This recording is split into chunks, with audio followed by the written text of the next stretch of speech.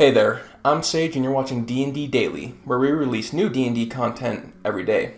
If you're looking for D&D inspiration and information, then you are in the right spot, because today we are going to be talking about the Begrudging Champion, a hero who wishes he wasn't. In order to play the Begrudging Champion, you are going to need to be a Half-Orc Champion Fighter. The Begrudging Champion was once a champion of Grumpsh, the Orc god. Like all of his orc kind, he loved killing and pillaging and reveled in the slaughter. However, this all changed when he decided to kill a particular cleric, and this cleric in his dying breath cursed this orc. The cleric had cursed him with empathy. He now had to feel the pain of all those he had hurt and all those around him. The orc hated this curse and wanted to go back to feeling nothing but the joy of slaughter. He hated knowing the pain he had caused to others. However, he was unable to find a way to return to the path of Grumpsh and remove this curse.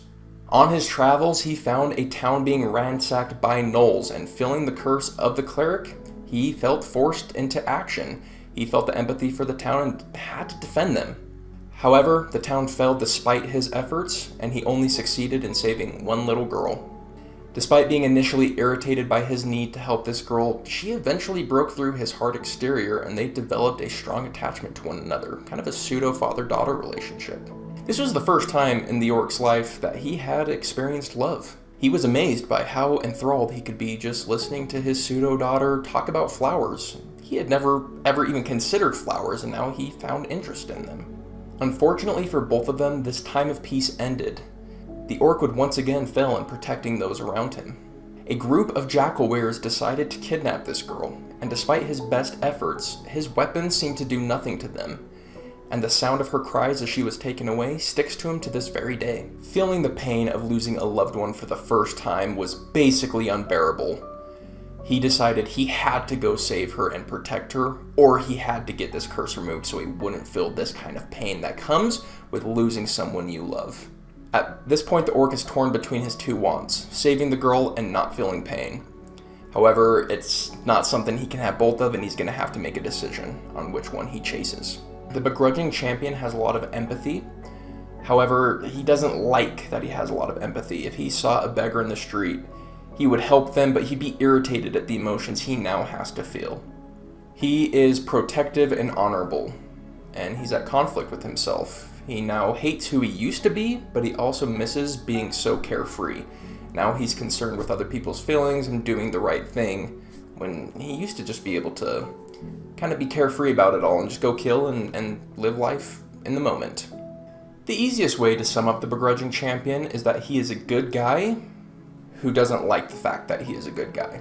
In combat, the Begrudging Champion is a crit-fishing melee combatant. By being a champion, he is more likely to get criticals than any other fighter. To make those criticals count, he uses his Savage Attack racial feature from being a half-orc. He uses this feature in combination with a few strong feats: the Great Weapon Master feat, the Slasher feat, and or the Orcish Fury feat. The Great Weapon Master feat allows you to make an extra attack as a bonus action if you do get a crit. And the Slasher feat gives any enemy you crit disadvantage on all attacks until your next turn. And finally, the Orcish Fury feat gives you a pseudo smite once per short rest. After you get a crit, use the Orcish Fury to add another 2d12 to the damage. All of these feats give additional bonuses, but the core of the Begrudging Champion is revolving around those crits, so that's all I'm going to touch on for now. But just know that you're going to have extra bonuses on top. Out of combat, the Begrudging Champion is the party's muscle. I've said it once, I'll say it a million times: never underestimate how much you can do with being a musclehead. You can break things, push things, lift things, carry things. You can do all sorts of things. You can solve so many problems just by using your big muscles. He's also sometimes overly aware of how people are feeling because of his curse of empathy. Mechanically, take proficiency in insight to reflect this. During the Begrudging Champion's downtime, you would be a helper and defender of the innocent. People don't react well to orcs, and he likely won't be accepted. He understands why, and he doesn't begrudge them for their hatred. And despite their hatred, he's still going to go out of his way and do his best to help them. If for whatever reason they decided to run him out of town, he wouldn't fight back, he would leave. And of course, any progress on finding his young friend or removing this blasted curse would be particularly interesting to him, and he would chase that like a hound dog. The Begrudging Champion has his choice at several different fighting styles.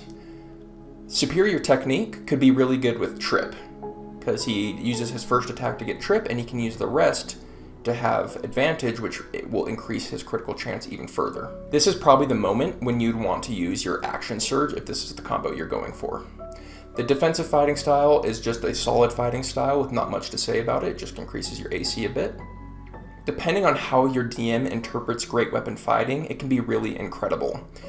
If you hit that crit and you're rolling 5d12 and you get to re-roll 1s and 2s on all of those, it could actually be worth a lot of damage. However, if your DM interprets it as only the base weapon damage, it's probably a skip. The Blind Fighting style can be combined with Darkness, Fog Cloud, or just natural heavy obscurement, in order for you to still see them when they can't see you, giving you advantage on those attacks. This is probably the best if you have a party who can support it, otherwise it's still decent. And the Great Axe is his weapon of choice because it works especially well with Savage Attack and Orcish Fury. The Begrudging Champion plays very similar to an Orc. You're going to take Strength and Constitution as your primary stats, but you're going to be using heavy armor unlike a Barbarian.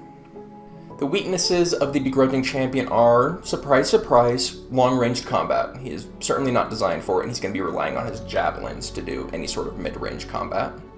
And by being an Orc, some will consider him a menace before getting a chance to get to know him. And depending on your DM, it's possible that there will be certain locations he's just not welcome to. As an NPC, I would use the Begrudging Champion as a quest giver. He would ask the party to help him in one of two ways. Either help him find and rescue the young girl, or help him remove his curse. If the party decides to remove the curse, maybe have him go berserk and enter combat with the party right away. Or you can have him run away for another time. Maybe have him join combat, or they can see him pillaging with the rest of his Orcish kind. If they decide to save the girl, focus on an emotional reunion between the two outcasts who found a home in each other. I would have them be reoccurring characters that the party runs into every now and again. I would use the two together as a father-daughter relationship and probably take some comedy out of it, have the Orc trying to be a good father with having no clue how to be. Basically, the next time you see this young girl, she's carrying a small battle axe type thing. No matter how you decide to bring the Begrudging Champion into your campaign, I think the key note to hit with him is the duality of his nature. He wants to be good, but he also wants to not care and go back to an easy lifestyle. I think that note is the note to hit. How would you use the Begrudging Champion in one of your games? What would you do to make him better? Let us know in the comments below. You can also give us a thumbs up or a thumbs down depending on what you thought of this video. Either way, it's going to help us know what kind of content you're looking for. On the next episode of D&D Flavor Builds, we're going to be talking about the Magistrate, condemning those thought immortal to a mortal end. Hit the subscribe button because you're not going to want to miss it. See ya!